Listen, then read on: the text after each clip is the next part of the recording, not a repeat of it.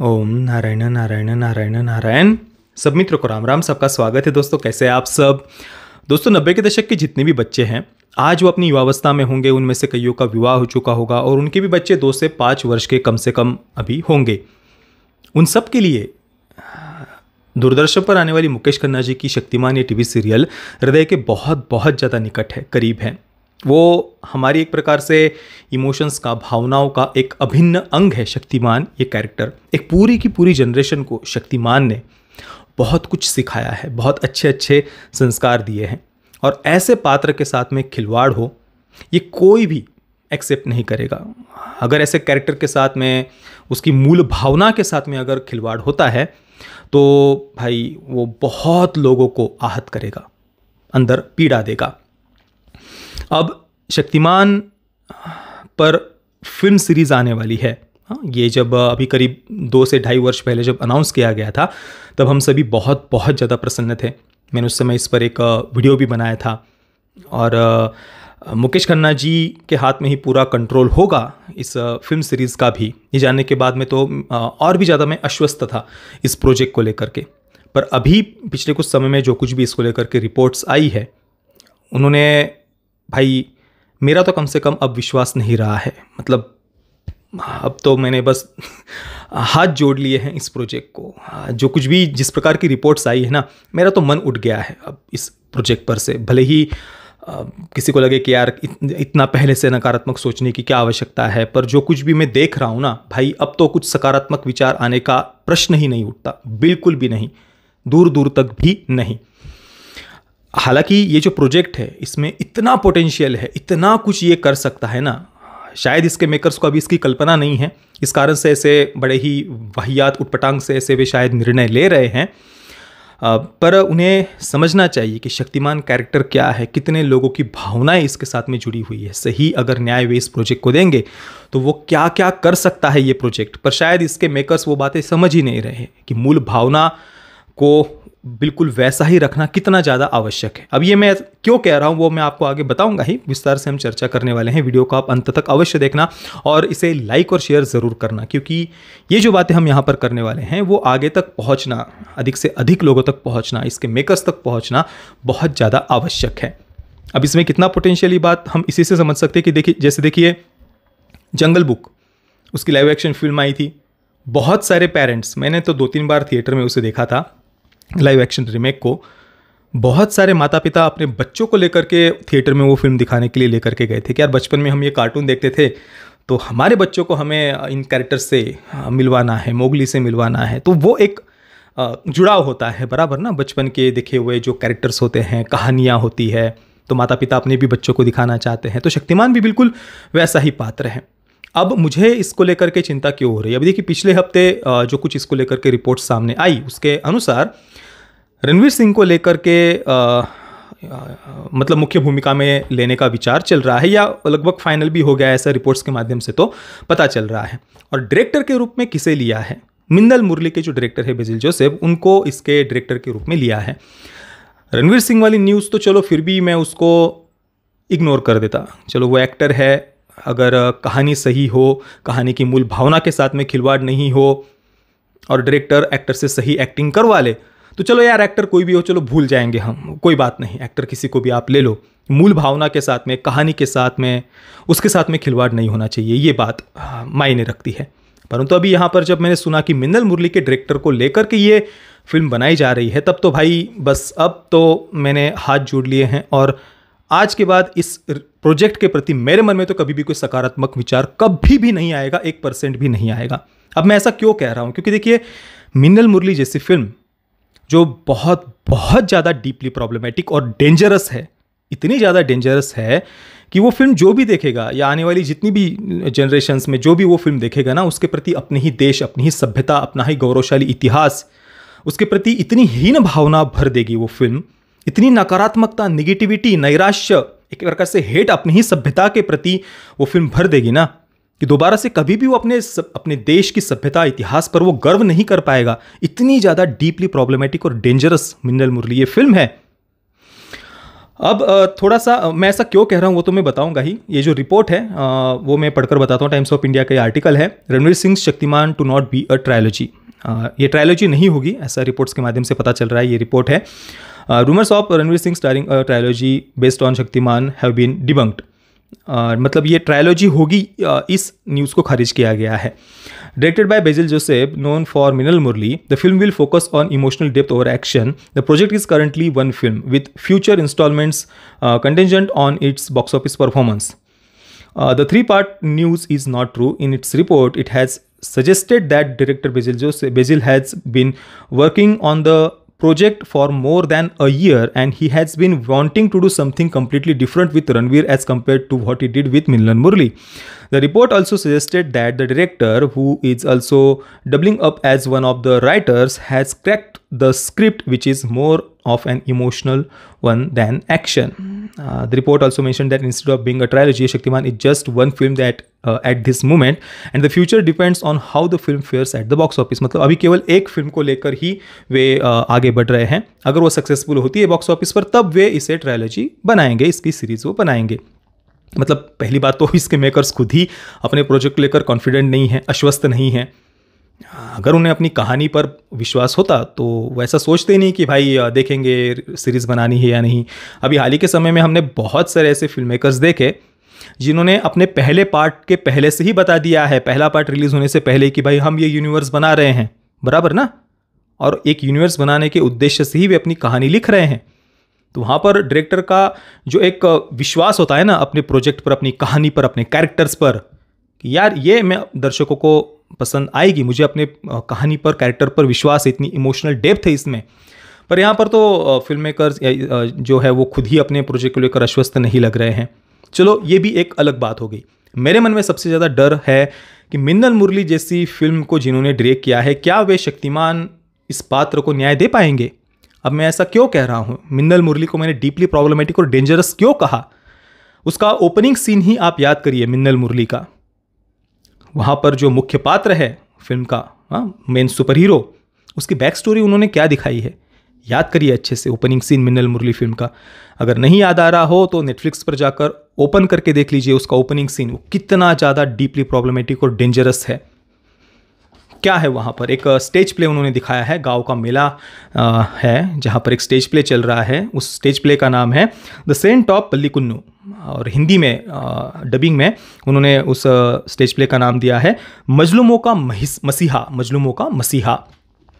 अब ये मसीहा कौन है, एक बड़ा पोस्टर आपको देखने को मिलेगा, जो मुख्य पात्र है, जो सबको आकर के बचाता है। कौन है ये मसीहा? वो एक पोर्तुगीज योद्धा के रूप में उसको दिखाया है। हम उसे विदेशी आक्रांता कहेंगे, पर फिल्म मेकर उसे एक योद्धा के रूप में प्रस्तुत कर रहा है। पोर्तुगीज ही है जितना मैं समझ रहा हूँ। कुल मिलाकर एक विदेशी वेशभूषा में एक व्यक्ति है, उसको मसीहा उन्होंने कहा है। वो किन मजलूमों का, मतलब किन्हें वो बचा रहा है, किन की रक्षा कर रहा है, स्टेज प्ले हमें सामने चलते हुए दिखता है। उस स्टेज प्ले में एक समाज के पिछड़े वर्ग का गरीब हिंदू परिवार हमें दिखाई दे रहा है, जो कह रहा है कि हम 2 दिनों से भूखे हैं, हमें बस खाने के लिए चाहिए। बहुत ज़्यादा वो पीड़ित है, अत्याचारों का वो शिकार है। अत्याचार करने वाला कौन है? पारंपरिक भारतीय वेशभूषा में समाज के उच्च वर्ग के हिंदू हमें वहाँ पर दिखाई दे रहे हैं, और वे उस परिवार पर अत्याचार कर रहे हैं। वो परिवार रो रहा है, बिलख रहा है कि हमारा पूरा परिवार, बच्चे 2 दिन से भूखे हैं, पर फिर भी उनको चाबुक के कोड़े उन पर बरसाए जा रहे हैं। तो ऐसे जो अत्याचारी है, तो उनसे ये विदेशी आक्रांता आकर के उनको बचाता है, जिसे मसीहा के रूप में फिल्म मेकर वहाँ पर प्रस्तुत कर रहे हैं। ये कुल मिलाकर बेसिक थीम है, ये ओपनिंग सीन में हमें दिखाया गया है। सोचिए अब इतिहास की तरफ देखने का दृष्टिकोण क्या है मिन्नल मुरली इस फिल्म के मेकर्स का। किस दृष्टिकोण से वो इतिहास की तरफ देख रहे हैं? वही दृष्टिकोण जो ब्रिटिशों ने, या जो विदेशी आक्रांता है पोर्तुगीज आदि, उन्होंने जो इतिहास के साथ में छेड़छाड़ की, वो इतिहास की तरफ जिस प्रकार से दिखाना चाहते हैं दुनिया को।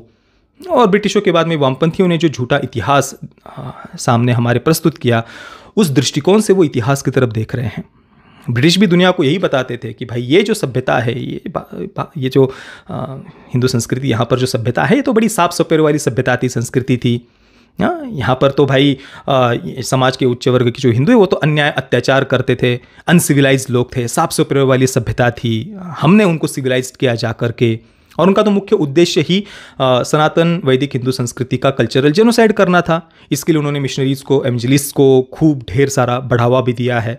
ये तो हिस्टोरिकल फैक्ट्स है, कोई छुपी छुपाई बातें नहीं है। और पोर्तुगीज़ों के अत्याचारों के बारे में तो कहना ही क्या, 250 वर्षों तक उन्होंने इंक्विजिशन लागू किया था। दक्षिण भारत के एक बहुत बड़े भूभाग पर इंक्विजिशन लागू किया था। इंक्विजिशन का अर्थ क्या होता है? रोमन कैथोलिक चर्च के द्वारा चलाया जाने वाला एक संगठन जो ऐसे लोगों को ढूंढता है जो चर्च की मान्यताओं में विश्वास नहीं रखते, और उन्हें ढूंढकर उन्हें दंडित किया जाता है। क्या दंड दिया जाता है? उन्हें जिंदा जलाया जाता है, जैसे ऑटो द फ कहा जाता है। हेरेटिक्स कहकर उन लोगों को जिंदा जलाया जाता है, मृत्युदंड की सजा दी जाती है। तो ये इंक्विजिशन 250 वर्षों तक लागू किया गया था पोर्तुगीजों के द्वारा। और आज भी गोवा में हथकतरो खाम वो हम देख सकते हैं अपनी इन्हीं खुली आंखों से। जो कन्वर्ट होने से मना कर देते थे हिंदू, उनके हाथ काट दिए जाते थे, उन्हें मृत्युदंड की सजा दी जाती थी। और बाकी मंदिरों को तोड़ने के बाद में सेंट जेवियर का क्या वक्तव्य था, कैसे उसकी कितनी प्रसन्नता हुई थी, ये तो आज भी हम इतिहास में पढ़ सकते हैं। ये इतिहास रहा है। परंतु स्वाभाविक सी बात है, इतने सारे अत्याचार जो विदेशी आक्रांताओं ने किए, वे आज दुनिया को बताते समय यही बताते कि भाई तो सभ्यता ही साफ सफरे वाली थी, अनसिविलाइज्ड लोग थे, हमने इनको सिविलाइज्ड किया, हमने इन पर उपकार किए, यही वो दुनिया को बताते हैं। और यहाँ पर अगर आप देखेंगे, मैंने देखिए स्टुअर्टपुरम का इतिहास आपको बताया था। वो तो एक एरुकुल जो जनजातीय समाज है उसका इतिहास मैंने आपको बताया था इस वीडियो में। वो जो जनजातीय समाज था वो समाज की मुख्य धारा के साथ में यहाँ पर जुड़ा हुआ था हमेशा से ही। ब्रिटिशों ने उनको, उनकी आजीविका के जितने भी साधन हैं उनको समाप्त कर दिया, नष्ट कर दिया। समाज की मुख्य धारा से ब्रिटिशों ने उन्हें तोड़ दिया, अलग थलग करके उन पर क्रिमिनल ट्राइब होने का ठप्पा लगा दिया। और फिर उनकी अलग से कॉलोनीज बसाकर वहाँ पर सेवियर के रूप में किसे भेजा गया? मिशनरीज को। हाँ, और उसके बाद में उनको कैसे उनकी जो एक असंतोष की भावना है उसका उपयोग करके उन्हें कन्वर्ट किया गया।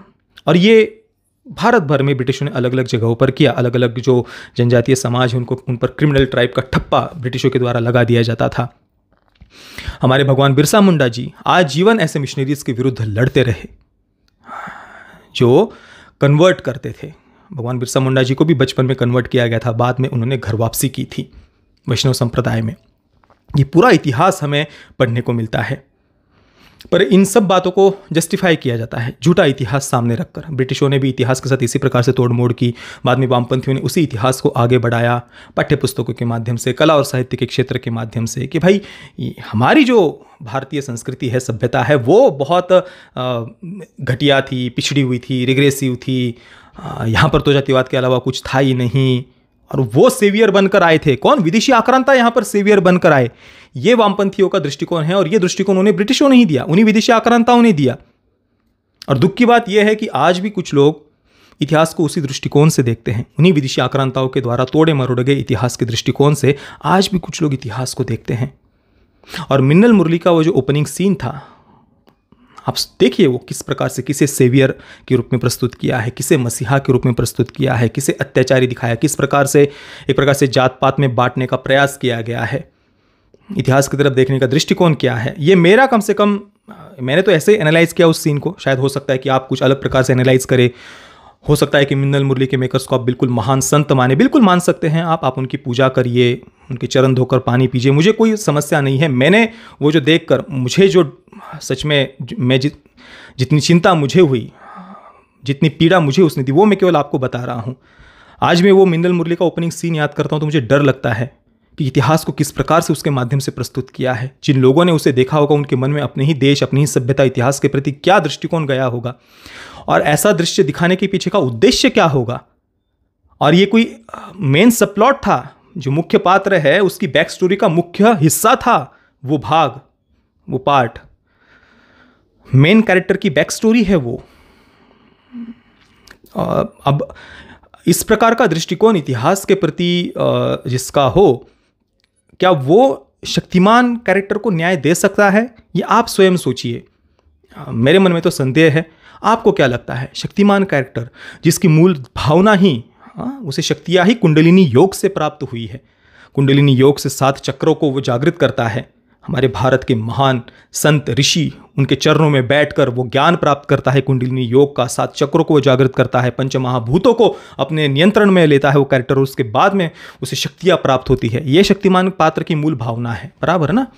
तो वहाँ पर तो सनातन वैदिक हिंदू संस्कृति का सम्मान, उससे ही उसके मूलभूत सिद्धांतों का आचरण करके ही शक्तिमान को सारी शक्तियाँ सिद्धियाँ प्राप्त होती है। अब क्या ऐसे पात्र को वो न्याय दे पाएंगे? मेरे मन में तो संदेह भाई, मेरे मन में तो बहुत चिंता है, और इस कारण से मैंने तो हाथ जोड़ लिए हैं बस। ठीक है, देखेंगे आगे टीज़र ट्रेलर वगैरह आएगा, पर मेरे मन में तो अभी कम से कम कोई सकारात्मक विचार 1% भी इस प्रोजेक्ट को लेकर नहीं है। उल्टा डर, चिंता मेरे मन में कम से कम इसे लेकर के है। और सच में दुख होता है कि मिन्नल मुरली जैसी इतनी डीपली प्रॉब्लमेटिक और डेंजरस ऐसी जो फिल्म है, पता नहीं उसमें कम से कम उसके बारे में चर्चा तो होनी चाहिए थी उस समय जब फिल्म रिलीज़ हुई थी, पर मैंने देखा कि एक हमारे चैनल को छोड़कर कहीं पर भी उसके बारे में चर्चा नहीं हुई थी। मैंने मिन्नल मुरली के रिव्यू में, आज भी आप देख लीजिए, मैंने उसके बारे में चर्चा की थी, पर दुख की बात है कि किसी को भी वो सीन देखकर पीड़ा तक नहीं हुई, किसी ने चर्चा नहीं की। चर्चा होनी चाहिए कम से कम इन बातों पर कि इतिहास को आप ऐसे कैसे प्रस्तुत कर सकते हैं, क्या आधार है इसके पीछे का। तो ये थे मेरे विचार, जो कुछ भी न्यूज़ रिपोर्ट्स सामने आई है उनको लेकर के। बाकी इस पर आपके विचार क्या है मुझे आप नीचे कमेंट में अवश्य बताना। ये वीडियो देखने के लिए आप सभी मित्रों का बहुत बहुत धन्यवाद। जय श्री राम, वंदे मातरम।